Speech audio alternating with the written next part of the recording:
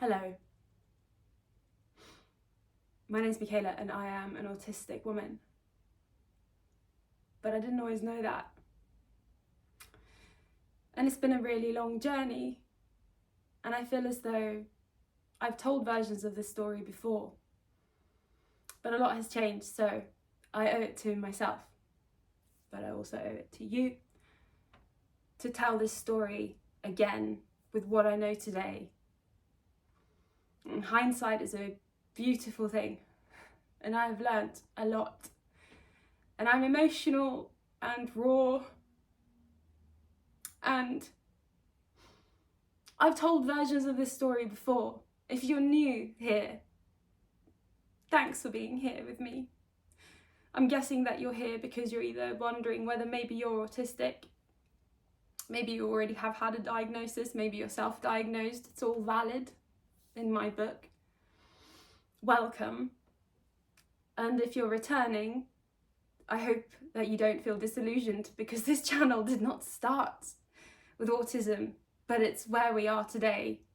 And so I want to join the dots of this journey, piece it all together in the hope that it will help both you and I find self-acceptance and find a way to carve a path in this really challenging life that can bring us some joy, some relief, and some love at long last. Because if you're anything like me, self-hatred, fear, and anxiety have been the main players. I'm going to try and do this in one shot, because if there's one thing that I've learned about society today, everything is such a rush. Everything is getting faster and quicker, and you've got to be more productive and keep up. And I reached a point where I couldn't keep up anymore. And it was that crash 4 years ago that led me to where I am today. So I've told this story before, right? If you look at my channel, you'll see multiple versions of me saying, hello, my name's Michaela.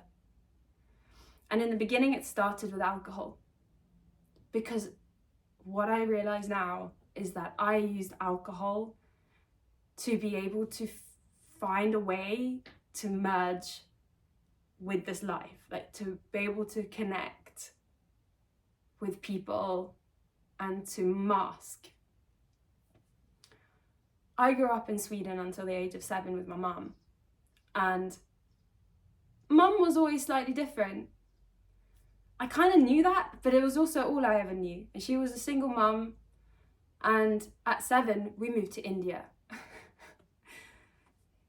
Yeah, I've gone into more details in other videos. I'm going to try to not focus too much on the details, which as an autistic person is really difficult, because all I want to do is overshare, go into detail on every bit, don't want to miss anything out, but I don't want to confuse.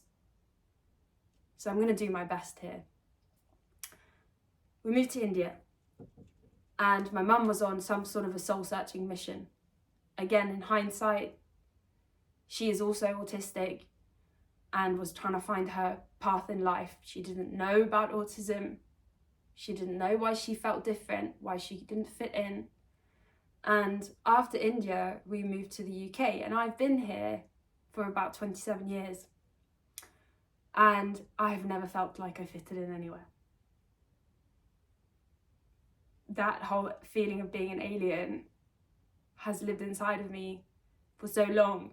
And even when we left Sweden, there were so many judgmental comments from school, from friends and family of, what do you mean you're taking your kid out of school and moving to India? That's insane. What are you thinking? And even though it was directed at my mum, I took all of that in, and like I made it a part of my identity of, you are somehow wrong, you don't belong, your choices are crazy, you and your mum are crazy. And I decided at such a fragile age that I wasn't good enough.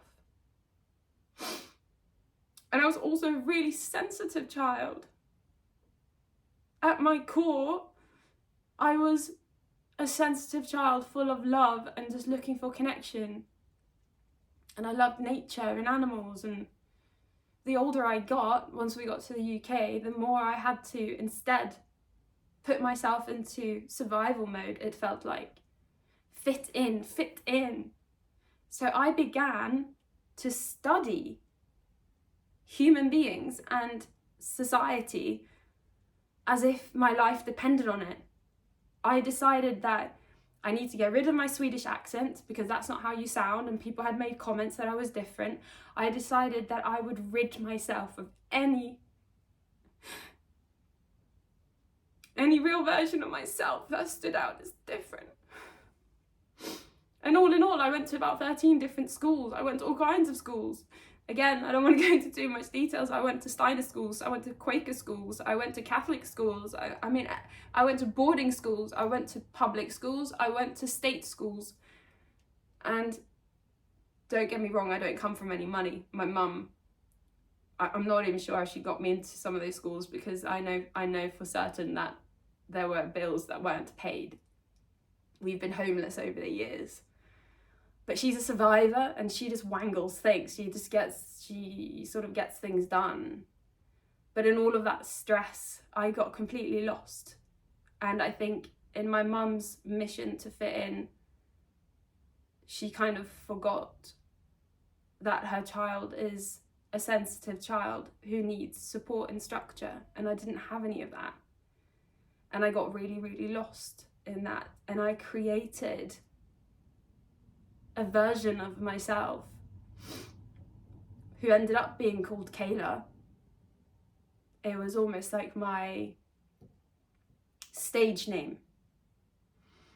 I dragged myself through college and university, and at the same time my mum was experiencing very intense mental health challenges, so much so that she started hearing voices and tried to take her own life. And I had no other adults around me. I was 14 when it really hit its peak, and I had no energy left.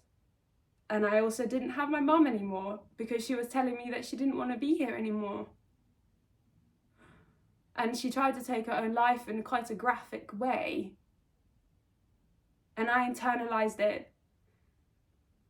I swallowed it down and I got on with it.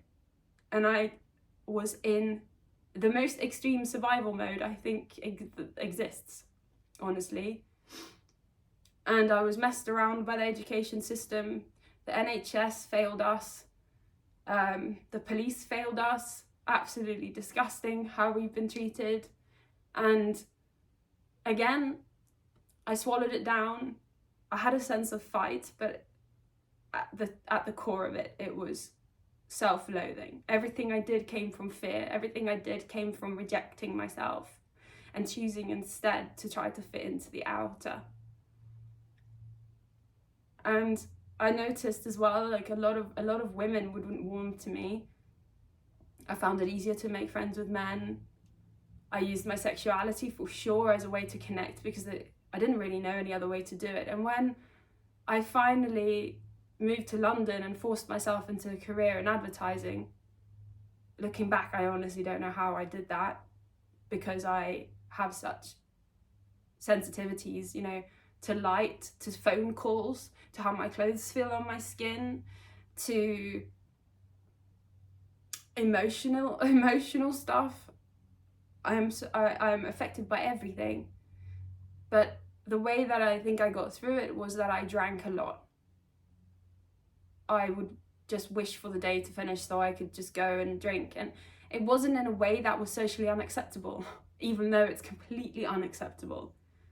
It was pretty much every other day, because I couldn't do every day because my body just struggled too much because I'm sensitive. But it was drinking much more than any person should really be able to handle. I could outdrink men. I mean, it was really bad. It was bad.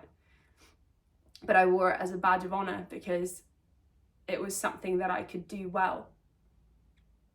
Looking back now at school and work, I always got by, and people always saw promise in me, but I just couldn't ever quite pull through. Even if I came in early and left late, it was never enough. And I know now it's because of autism and ADHD. The autism requires structure and routine, and I don't like change. But the ADHD means you can't keep your thoughts in one place or your focus in one place. And it's just constant, just ebbs and flows. But it's more extreme. It's like a roller coaster ride of like, sometimes I can have intense focus on something if it's of interest to me, but then if something comes along and like switches me out of that, then it's incredibly difficult to get back into it. You know, working in sales, having to make phone calls, the fear that the constant fear that I felt can only be understood by fellow autistic people who have been through that same thing, where we've forced ourselves to do things that don't come naturally. And the relationships that I had, you know, I've always struggled to make friends. I used alcohol for that as well. Didn't really know how to socialise without it. My relationships, you know, I've met a couple good people, but for the majority it was me trying to fix unfixable people when really I should have been focusing on myself. Empaths, sensitive people, autistic people have a tendency to draw narcissists towards us because we want to see the good in people. Sometimes it's naivety. Sometimes we don't know how to connect, so we might use our sexuality, but that gets us in trouble because the people that are drawn to that are not usually the right people. And if you add alcohol to that, how are you in any control over who you're choosing? I completely lost sight of who I was, what my values were, what did I enjoy doing. I didn't do anything in the end. I was just surviving. I was trying to work and do my job, and I went through more jobs than I care to name or that I can even remember.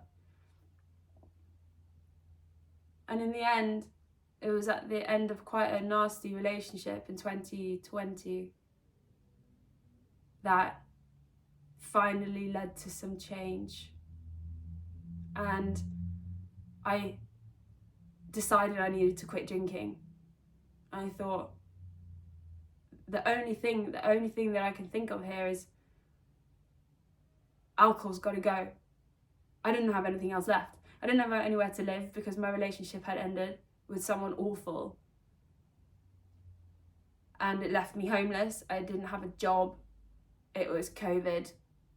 I didn't have any friends in town. I didn't have many friends anyway. And I had nothing left but myself. Don't have any family in this country. Didn't have any money.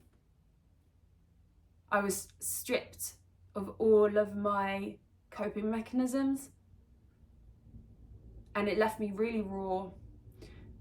But the survival instinct in me said, knuckle down and fight for yourself. I need to find the answers. I couldn't ever think clearly up until that point. I was in a complete flurry of survival, fight or flight. Like, you just gotta go, just keep moving, just keep going, just keep, like one relationship to the next, like one job to the next. I didn't know what I was aiming for. So I quit drinking. I tried AA for a while. I decided that felt super stagnant, just going around in circles over and over the same stuff. I thought, no, I want to progress.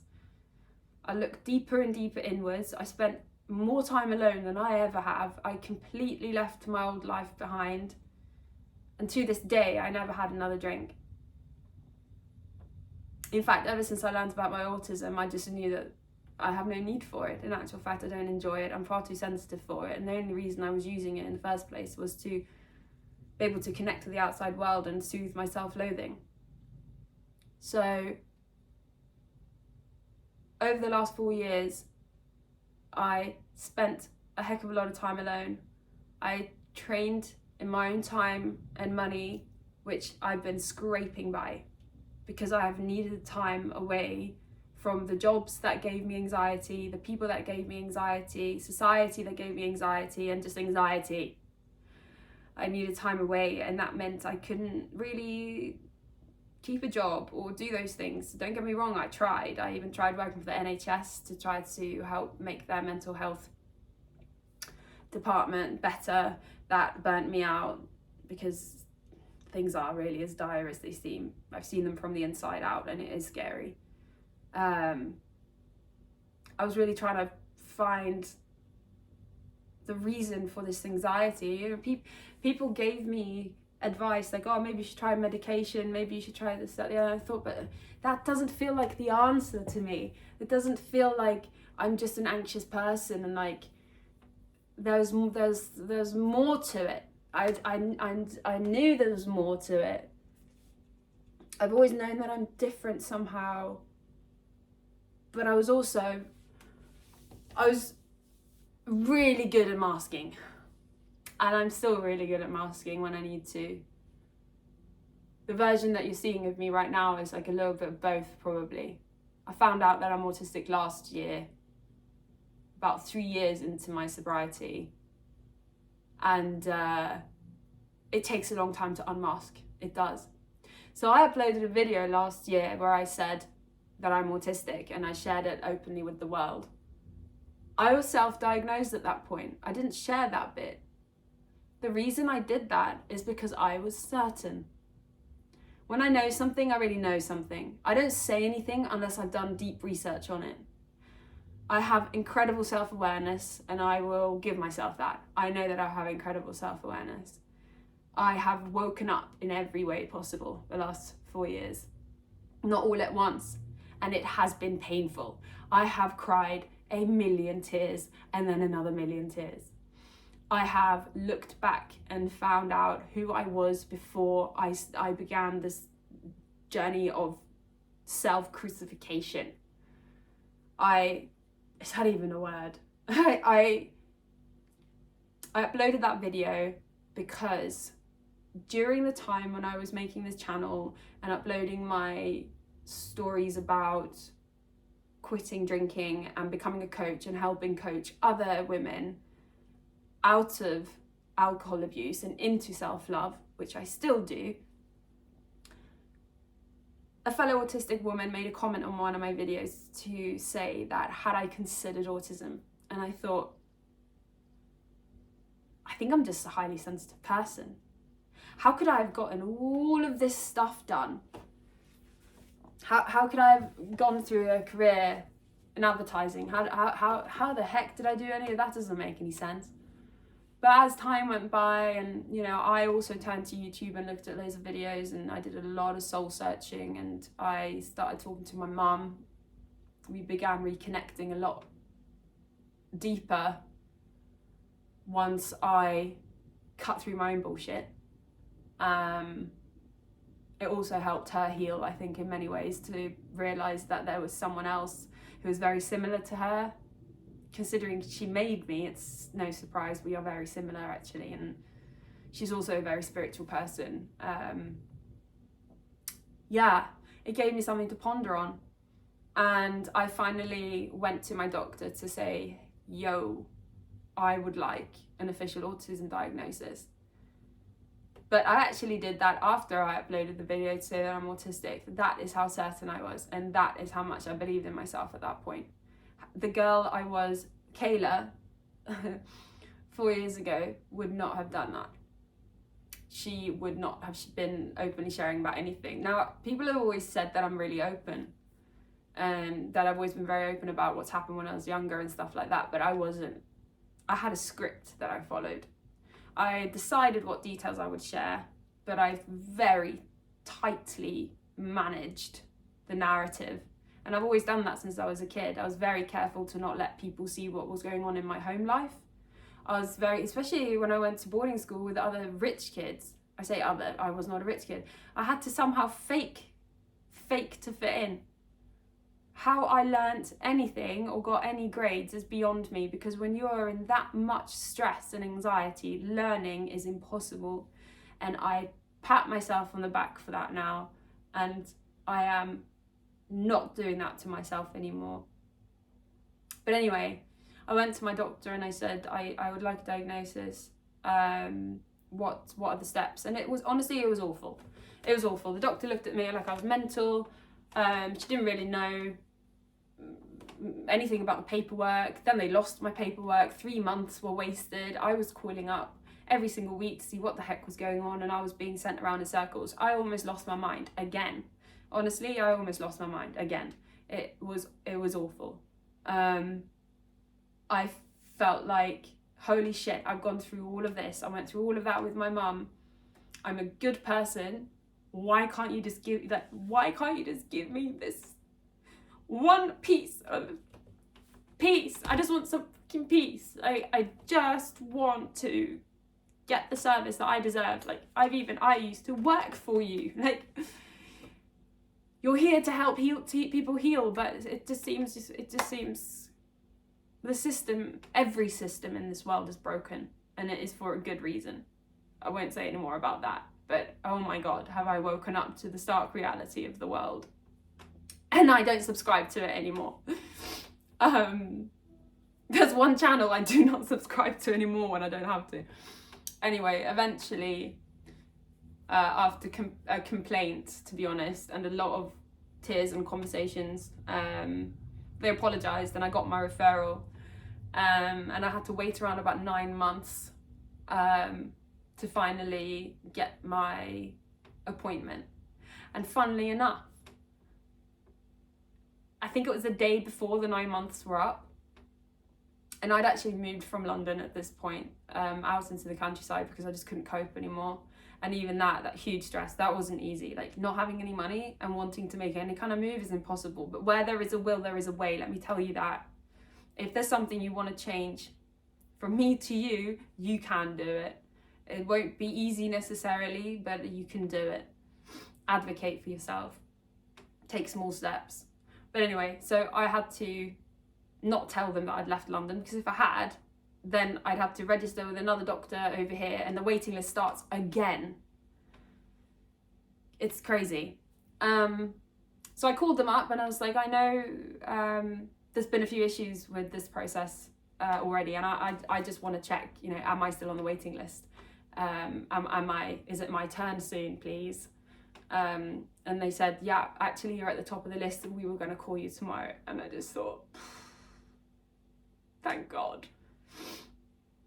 Thank God. But like, oh my God, brace yourself, Michaela, because here starts another leg of the journey, you know?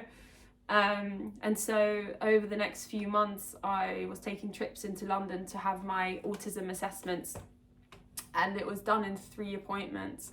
I'm not going to go into the exact assessments in this video because it will be too long, but once I've had a chance to fully digest everything that happened, I'm going to put out another video about the process, because I know that there's people out there who would really benefit from hearing about how it works. Put your mind at ease. You can prepare yourself a little bit, or even just compare stories, because it's nice to meet like-minded people who have gone through similar, very difficult things.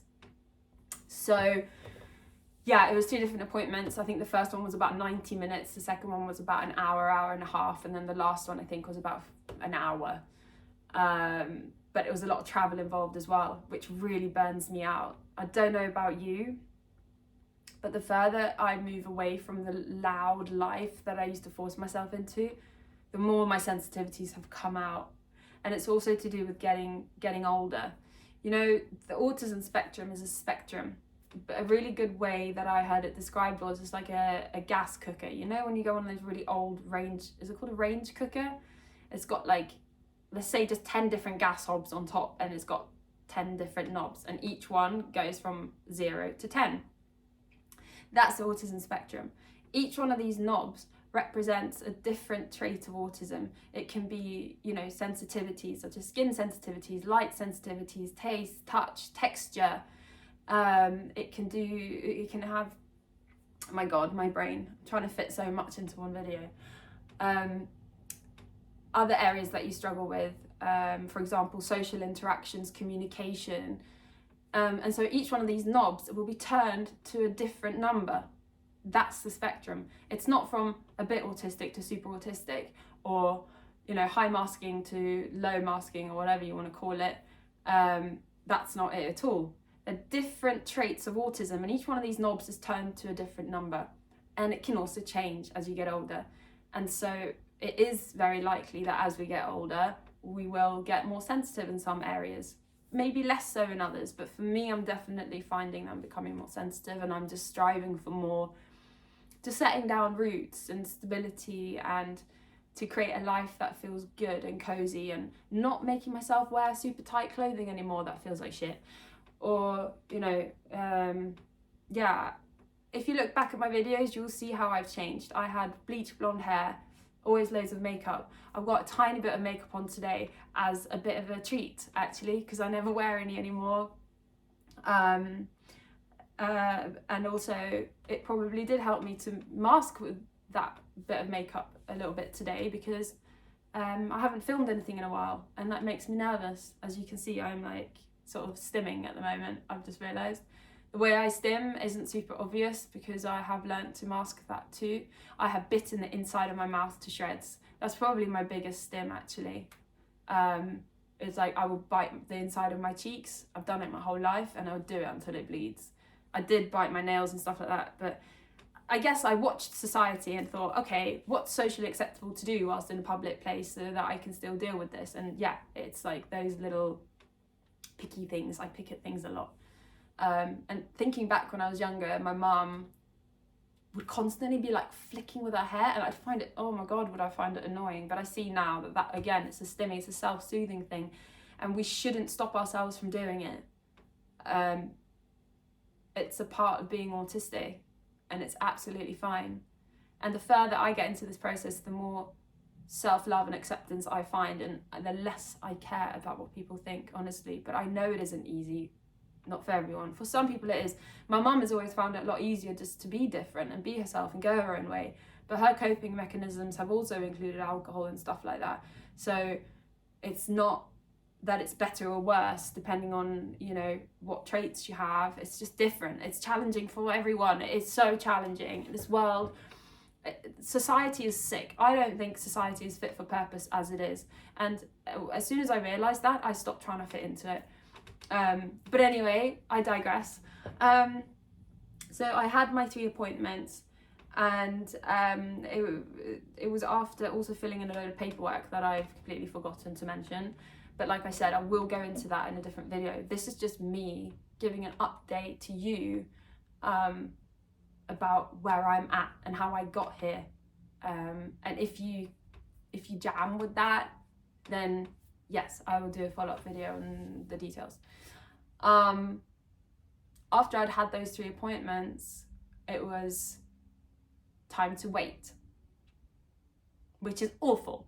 There's nothing worse than waiting for something where you've gone your whole life not knowing what it is. Then you're like, it's this, but then you've got to go through a service that's got really, really negative reviews, right? There's no autism service that doesn't. We all know that the autistic diagnosis process is kind of aimed at white male children.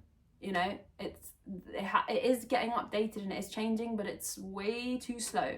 And adult women are the ones that get it the worst. We get misdiagnosed. Bipolar gets chucked in there a lot. So if you have had a bipolar diagnosis and you've been medicated and you don't feel like that sits right with you, advocate for yourself, my friend. Go and ask for a 2nd, 3rd, 4th, 5th opinion if you have to, because autism and bipolar and BPD and loads of different things get very confused. And just because someone's got a fucking certificate doesn't mean they know what they're doing. And what frustrates me the most is when you've got people specialising in autism that aren't autistic, for example, or have never really had anything to do with autistic people. I just think, why would you specialise in that? That makes no sense to me. And it's part of the reason why I am now working as a coach, trying to help people get through something that I've had to drag myself through. You know, my heart lies in that for a reason. I'm very passionate about it. It is my special interest too, which really helps. But my energy levels are like this. So am I always consistent? No. But my message is always consistent. My love and my support for any fellow humans who are going through this is really consistent. I care an awful lot about you. And I read everybody's comments on any video that I make, and I feel it. My empathy levels are to a painful level sometimes, especially when it comes to animals, or if I see someone in pain, and autistic people often get referred to as like not having emotions, or just seeming really closed off, or having learning difficulties, or that's not always the case. Sometimes it's the case. It's the same as you get a neurotypical person, and sometimes they have empathy, and sometimes they're a raging narcissist. I've met loads of those. So just one size fits all is completely outdated.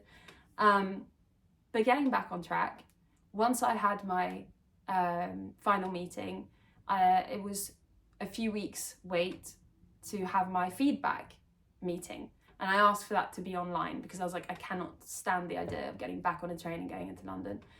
So I had that feedback meeting, but I didn't even have my report yet. I had to wait another month for that. And I had to chase because they did sort of miss the due date for that also, which was stressful. Here we are. And I've just had the full report. And it's really weird to read about yourself like that. But at the same time, if I hadn't gone through those 4 years and done the sort of internal work of self-reflection, I'm not sure if I would have been able to go through that process and be as honest and unmask as much as I did. I let myself be completely raw. I don't even know if that was a choice. It was such an anxious, stressful situation to be in those rooms during the assessment process that your mask sort of slips off anyway. But when they ask you questions, as autistic adults who have not been diagnosed, most of us don't even know when we're masking, and so we'll give answers in line with what we think they want to hear in a traditional setting. So if you're in an interview, you're probably not going to answer truthfully. You're going to answer to what you think they want to hear, and that's something I was aware that might have happened if I hadn't done the introspective work beforehand. So if you're going to go into an autism assessment, please first dig into yourself and dig into your personal history. Look through pictures of who you were as a child. Reconnect with little you before all the bullshit, before the world had a chance to mess with you and your self-esteem and your direction in life and what you liked and disliked and what was cool and what wasn't cool. Because the answers lie back then. And for some of us, and many of us, maybe childhood wasn't very nice, and that might be really difficult. And so my heart goes out to you too, because for a lot of autistic people, there's been a lot of trauma. I've had my fair share. I've been super lucky in many ways, and I'm grateful. And then in other ways, I feel like I've been super hard done by and unlucky. But even there, I've actually learned to feel gratitude, because if I hadn't, I wouldn't be able to give this message and feel how I do about myself today. I feel, as much as I'm like vulnerable and sensitive and all this stuff, I am strong, man. And that means you're strong. If you're sitting here watching this today as an autistic adult who's been recently diagnosed, or maybe you're not diagnosed yet, maybe you're self-diagnosed, like I said, it counts. You've been through some shit. And you are way stronger than you feel. Trust me, my pal, you are way stronger. The key is to find love and self-acceptance in a world that tells you that you shouldn't focus on that. In a world that tells you that you're wrong. In a world that tells you that you got to fit in, and if you don't, then you don't measure up. Fuck that noise, okay? It's a choice to listen to it, and it's a choice to turn inwards and decide to build that self-esteem, to build that self-love in any way it takes, in any way you can. And it's a process. It's going to take time. It's taking me years to get to where I am today. But it's so nice to feel again, not just feel fear. I did everything from fear. Like, I just about scraped by in school. I just about scraped by at uni. Not because I'm not smart. I know that I'm highly intelligent. But when you're in a stressful, anxious situation and your heart is like this, how in the heck are you supposed to learn? How are you supposed to keep up? And I don't go into the thought of like, where would I be if I didn't have autism? I would not be me. I wouldn't be me. I'm grateful that I'm me, genuinely grateful that I'm me, because I am a kind person. I have a good heart and I want the best for people. Yeah, I got super lost and confused for a while. Back when I was drinking, I was not the best version of myself. I wasn't the worst person. I wasn't the best person. I was not myself. But I know who I am now, and everything I do is moving with intention of love. And if more of us could just live in that feeling, we would be doing the world, it would be giving the world such a gift. Because there's a lot of narcissistic, not very nice people at the helm of things. We know the state of the world. People like us are important. The deep feelers, the deep thinkers. We're important.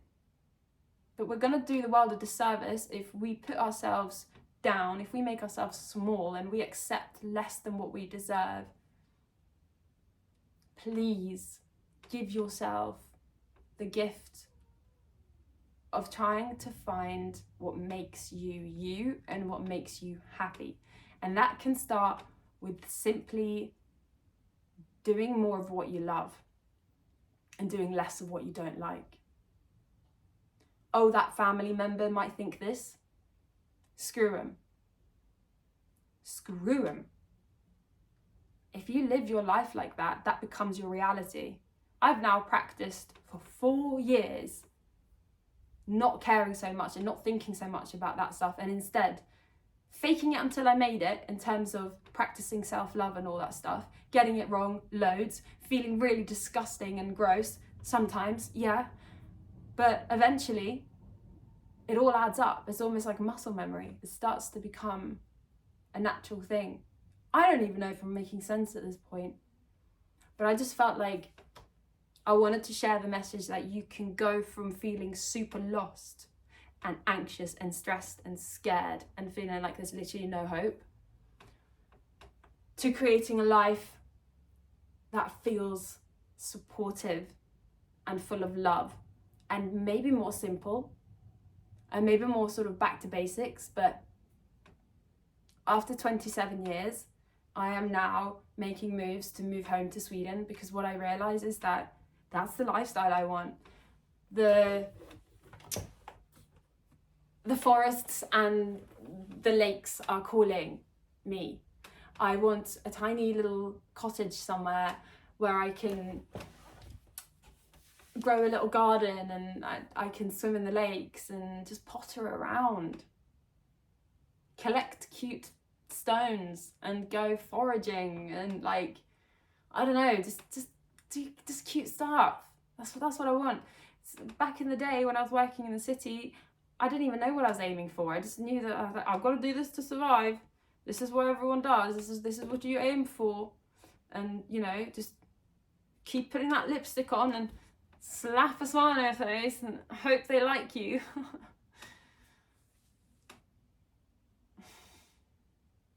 It doesn't have to be like that. If there's anything that you want me to share or that you're curious about, please let me know. I'm an open book. And maybe my channel's a bit confusing now, but that has been my journey. I thought, oh, should I make a separate channel for this? Or should I like, nah, this is me. This is my place to share what I want to share. And, you know, whenever that annoying little voice comes knocking, that's like, but what if people think it's like, yo, not everyone is going to get down with everyone. Imagine if they did. That would make no sense at all. You know, I'd rather be like, these are my people. And how lucky am I to have these people that relate to me? Even if it's one person. Or maybe I'm just sitting here talking to myself, which is what I'm doing. And it's really hot. But If one person relates to this, sick. And if not, this has been a very good journaling session. Yeah, life can feel like a challenge and it can get really, really hard, but it can also feel really good and joyous, and helps if you get a cat as well. Get a cat, because Tony, my cat, is like my best friend, and he is very consistent and he's always there for me. So the times when I felt really lonely as well, doesn't happen much actually, because I've realised I love spending time alone. I love spending time alone, just pottering around, or just like sitting there, staring into space on my own. I've learned that as soon as I connected with like the inner me, my inner child, and when my mum was filling out the form, by the way, well, we had to do it over the phone because she's in Sweden, about early childhood. She was like, yeah, you just want to sit on your own. You didn't even really play with any toys. I would try and force you to go on the swings and stuff. You just wanted to sit there in your own world. I'm like, that's still me. That's what I like to do.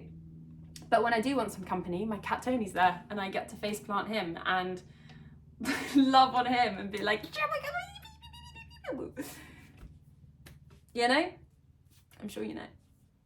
All right, guys, I'm gonna love you and leave you. This is long enough, and I'm getting a serious sweat on.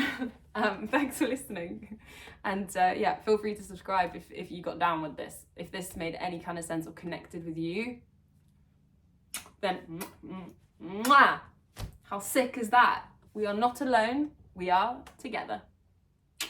Latest.